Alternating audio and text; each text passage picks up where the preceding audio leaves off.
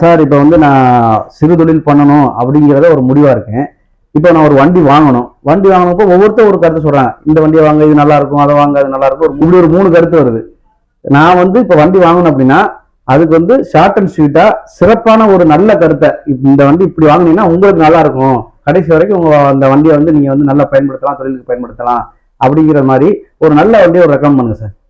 சரி, அது ஒரு நல்ல கேள்வி. நான் ஒரு வண்டி வாங்கணும்னு முடிவு பண்ணிட்டேன். எனக்கு வந்து ஒருத்தரும் ஒரு வண்டி சொல்றாங்க. லோடு வண்டி என்னோட வியாபார தேவைக்காக ஒரு லோடு வண்டி எடுக்கணும்னு எனக்கு இந்த கம்பெனி எடுங்கன்றாங்க, ஒருத்தர் அந்த கம்பெனி எடுக்குன்றாங்க அப்படின்ற மாதிரி. ஏன்னா எல்லா கஸ்டமருக்குமே இருக்கக்கூடிய ஒரு குழப்பமான ஒரு முடிவு தான்.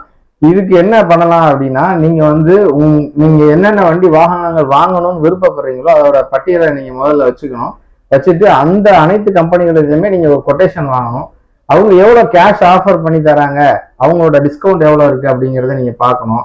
அதுக்கப்புறம் அவங்களோட பிரான்ச்சஸ் எத்தனை இருக்குங்கிறதையும் நம்ம பார்க்கணும். அதுக்கப்புறம் இன்னைக்கு சூழ்நிலையில ஒவ்வொரு டீலருமே தன்னுடைய வாடிக்கையாளருக்கு வீட்டுக்கே கொண்டு போய் வண்டியை டெமோ காமிச்சு வண்டி சேல் பண்றாங்க.